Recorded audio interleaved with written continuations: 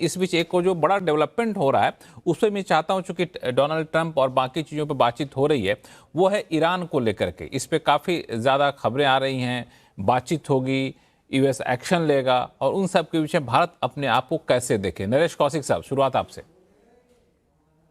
से पहले ये इससे बल्कि ये जुड़ा भी है सर्जियो गोर की जो नियुक्ति है। ये क्योंकि ये एक सुपर राजदूत हैं, ये सिर्फ राजदूत नहीं है, बाकी जो राजदूत हैं उन पर भी एक तरह से नजर रखेंगे। और सेंट्रल एशिया और साउथ एशिया का पड़ोसी ईरान है। तो ये बहुत जरूरी है कि वो यहाँ से जो भी कुछ अपने जो काम करेंगे उस पे वो ईरान पर भी परोक्ष रूप से नजर रखेंगे। और जो एक हमें ये भी समझना चाहिए कि जो चीन का जो सेंट्रल एशिया और साउथ एशिया में जो रोल बढ़ रहा है उस पर भी सर्जियो गोर की ब्रीफ में जरूर होगा कि चीन क्या कर रहा है इस क्षेत्र में, उस पर भी नजर रखी जाए। और उसमें मैं समझता हूं भारत के लिए ये एक अवसर होगा कि हमारे पास में ट्रंप के से डायरेक्ट बात करने के लिए ये गोर होंगे, हमारे यहाँ वो बैठे होंगे। यानी उनका जो बेस दिल्ली में है ये भारत के लिए महत्वपूर्ण होगा। जहां तक ईरान की बात है, आपको मैं ये बता दूं कि इस समय जो स्थिति है ईरान में, कई सौ लोग मर चुके हैं, जिसमें बहुत सारे अस्पतालों के बाहर लाशों के अंबार हैं और वहां बॉडी बैग्स पड़े हैं। और इस समय अमेरिका के राष्ट्रपति अपने रक्षा सलाहकारों से बात कर रहे हैं कि वो क्या उनको तमाम तरह के ऑप्शंस दिए जा रहे हैं। और मैं समझता हूं कि ईरान पर अगर वो किसी तरह का हमला करते हैं तो हो सकता है कि वो पाकिस्तान को अपने कॉन्फिडेंस में लें। ये हमारे लिए महत्वपूर्ण है क्योंकि अब पाकिस्तान इस समय और अपने को ट्रंप के नजदीक दिखाने की कोशिश करेगा। वो कहेगा कि हम ईरान के खिलाफ आपको इंटेलिजेंस देने को तैयार हैं। तो इस पर भी हमें सोचना होगा। और अगर ईरान पर अमेरिका का हमला होता है तो वेनेजुएला से भारत तेल खरीदता था। ईरान बस भी भारत के लिए एक महत्वपूर्ण देश है। और चाबहार में जो अड्डा बनाने के लिए जो हम जो एक पोत को विकसित करने की बात कर रहे हैं 2024 में, जो हमने ईरान के साथ समझौता किया था, उस पर भी सीधे सीधे असर पड़ेगा। तो भारत के हितों के हिसाब से अमेरिका क्या ईरान में करता है या ईरान में जो डेवलपमेंट है क्या मोड़ लेते हैं, ये काफी महत्वपूर्ण होगा भारत के लिए। बहुत काफी बहुत से महत्वपूर्ण। लोग भारत में इसकी चर्चा नहीं कर रहे हैं, लेकिन मैं समझता हूं कि भारत को इसके लिए बहुत ही काफी कॉशियस होना चाहिए कि क्या वहां पर काफी होने जा कॉशियस रहा है होना चाहिए, और हम वहां किस क्या तरह से होने जा रहा रिएक्ट है और करें। किस तरह से रिएक्ट करें, क्योंकि इस पूरे क्षेत्र पे नरेंद्र तनेजा साहब वर्षों से नजर बनाए रखे हुए हैं। नरेंद्र तनेजा साहब, भारत को किस तरह से सतर्क रहना चाहिए और किन किन हालात के लिए कैसे तैयार रहना चाहिए?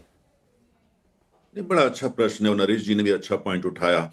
देखिए, जैसे अभी हम बात कर रहे हैं, मैं अभी अपना मोबाइल पर चेक कर रहा हूं कि वेनेजुएला का जो ऑयल है भारत को बेचने की पेशकश की गई है। हमारे रिफाइनर्स को कहा है कि वेनेजुएला का ऑयल जो है वो दिया जाएगा और यहाँ पर डिलीवर करके दिया जाएगा। और जाहिर है इसमें अमेरिका का कहीं ना कहीं हाथ है। ये एक पॉजिटिव साइन है। अगर अमेरिकी कंपनियां या अमेरिकी सरकार का इसमें भूमिका है तो अच्छी बात है।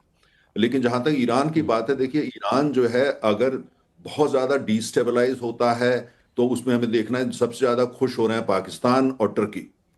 तो हमको ये भी देखना है कि वहाँ परिवर्तन किस तरीके का होता है। जो ईरान के पास जो तेल की संपदा है बहुत बड़ी है और हमें उसकी जरूरत है। क्योंकि हम वेनेजुएला या अमेरिका से लाते हैं तो 22 दिन लगते हैं, रूस से लाते हैं 27 दिन लगते हैं। और ईरान से तेल भारत जो है सिर्फ 3.5 दिन में चला जाता है, 3.5। और एमआरपीएल जो हमारी रिफाइनरी है, वो रिफाइनरी तो बनी पूरी ईरानियन ऑयल के लिए कस्टमाइज्ड है।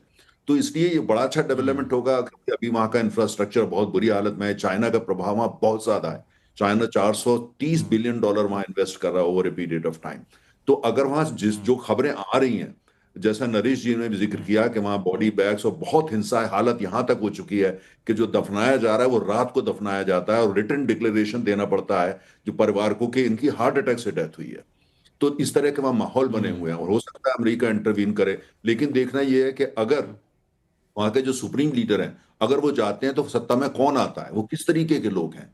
और साथ में ये देखना पड़ेगा क्या वो वास्तव में संभाल पाएंगे। लेकिन मुझे ऐसा लगता है कि ईरान की स्थिति आर्थिक रूप से जिससे हमको फायदा हो सकता है, खासतौर से वो हमको बाजार मिले या वहां का तेल गैस हम खरीद पाए, उसमें समय लगने वाला है। ईरान एक डिफिकल्ट सिचुएशन में, लेकिन भारत ये नहीं चाहेगा क्योंकि वो शिया पावर है और बहुत बड़ी पावर है उस इलाके के अंदर और मध्य एशिया में भी। वहां पे ऐसा माहौल ना हो जाए कि ऐसा केओस हो जिसका फायदा पाकिस्तान या टर्की जैसे देश उठा लें। तो ये आवश्यक होता है। लेकिन अगर परिवर्तन इस तरीके का होता है जिस तरह की चर्चाएं कुछ लोग कर रहे हैं और वहां स्टेबिलिटी आती है, इकोनॉमिक स्टेबिलिटी, तो भारत के लिए अच्छी खबर होगी। ईरान शक्तिशाली बने हमारे हित में है, लेकिन उनके पास आणविक हथियार हो ये हमारे हित में नहीं है। लेकिन दूसरा क्विकली यही जी कहूंगा हाँ। कि मेरा ये मानना है कि जो पूरा मध्य पूर्व है, मध्य पूर्व में जिस तरह का सहारा चल रहा है, जो चेसबोर्ड चल रहा है, ये अमरीकी राजदूत जहां आए हैं जिनकी भूमिका वहां भी है, अगर ये वास्तव में उसमें ऐसा कोई भूमिका अदा कर सकते हैं जिससे भारत को लाभ हो तो बड़ी अच्छी बात है। लेकिन जैसे मैंने कहा कि आज जो ऑप्टिक्स हैं, अभी क्या आगे क्या क्या होता है उसके लिए हमें इंतजार करना पड़ेगा। वो हमें इंतजार करना पड़ेगा। आखिरी सवाल प्रोफेसर स्वर्ण सिंह साहब, इस पूरे ईरान वाले एपिसोड को आप कैसे देख रहे हैं? भारत के लिए शक्तिशाली हो ये अच्छा होगा, लेकिन आणविक हथियार ना हो ये भारत के लिए अच्छा होगा, जैसा कि तनेजा साहब कह रहे थे। भारत की जो सामरिक साझेदारी है ईरान से वो काफी पुरानी है, लगातार चलती आई है। और हमने ये भी देखा कि पिछले 2 या दशकों से भी ज्यादा समय में कई बार अमेरिकी प्रभाव में भारत ने अपने रिश्ते जो हैं वो कभी कम किए, कभी रोक दिए, कभी तेल का आयात बंद किया वगैरह वगैरह। तो अमेरिका का प्रभाव लगातार नजर आता है, भारत किस तरह से ईरान से दोस्ती अपनी निभाता है। इसी के चलते आज आप देखें जो इस सप्ताह वहां के विदेश मंत्री भारत आने वाले थे वो दौरा रद्द हो गया है। अभी साफ नहीं कि दौरा ईरान की वजह से रद्द हुआ या भारत ने मेजबानी करने से मना किया है।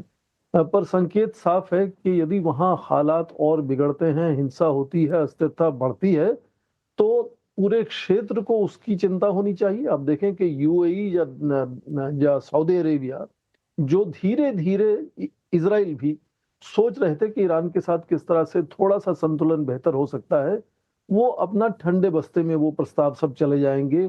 और यदि अमेरिका वहां किसी तरह का सैन्य कुछ करता है, सैन्य बल का प्रयोग भी, तो भी अस्थिरता बढ़ेगी। और जैसा अभी कहा गया कि उससे पाकिस्तान में, टर्की में शायद उसको कुछ हद तक उनको फायदा हो सकता है। पर भारत को मुझे लगता है कि बहुत ही ध्यान से चलना होगा।